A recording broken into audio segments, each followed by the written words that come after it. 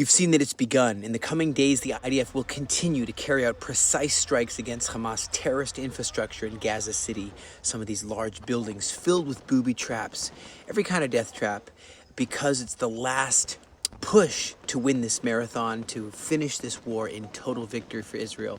So the IDF has conducted extensive intelligence and identified significant terrorist infrastructure and activity on a wide variety of infrastructure throughout Gaza City. I mean, they have cameras that are operating. They have observation and command and control centers, sniper areas, tank firing positions. All this stuff has to go. It's all got to go. They're exploiting civilian infrastructure, and of course they're oppressing their own people. So it's just got to stop. Enough's enough, and their time is up.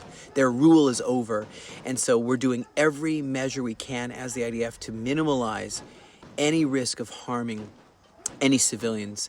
And of course there's the new humanitarian zones opened in the southern Gaza, right? You have the Al-Mawasi camp, part of near Khan Yunis there in southern Gaza.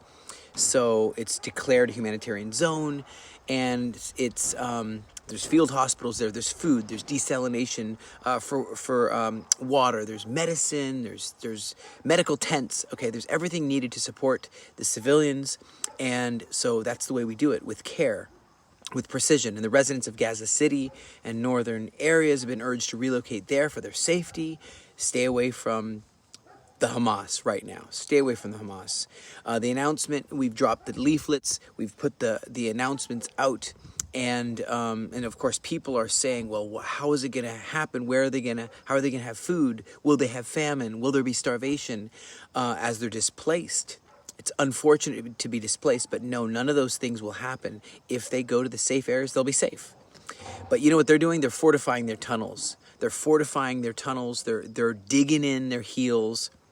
There's a vast underground metro, the network underneath Gaza City, and I believe the hostages are there in that area. I mean, we don't know exactly where they are, but this is the place where they still have their command and control, and it's much easier to have command and control there than anywhere else, really. And so, IDF has really set October 7th, really soon, as a deadline to evacuate about 1 million civilians ahead of the planned operations. So there's still a little bit of time here, but there's escalating preparations. We're closing in. We're already putting the squeeze on right now. We have about 40% already of Gaza City, already, the outskirts, in our hands. There's also the tabled talk about annexing 82% of Judea and Samaria.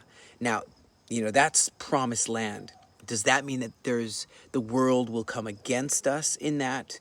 I know Saudi Arabia has met with the United Arab Emirates, and they said, as they met, that if we annex that as part of Israel, instead of it being a wild, wild east and a bunch of craziness, it would be part of Israel's sovereignty. And now they said, well, if that happens, they're going to step out of the Abraham Accords. The United Arab Emirates said that, and then Saudi Arabia said that if this was to happen, they would never normalize with Israel. That would be a solid no.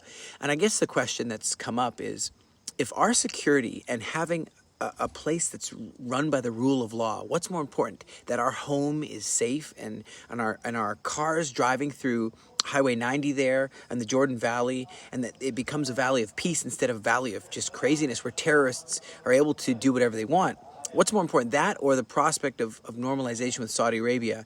It shouldn't be this versus that. I just hope everybody comes to their senses and says, enough's enough with all the crazy.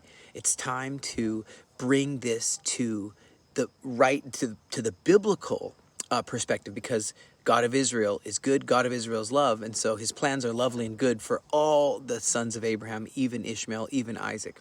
Psalms 2 comes to mind. Why do these nations rage? The people plot a vain thing, and the kings of the earth set themselves and take counsel together against God, the God of Israel, and against his anointed. We know how this story will end.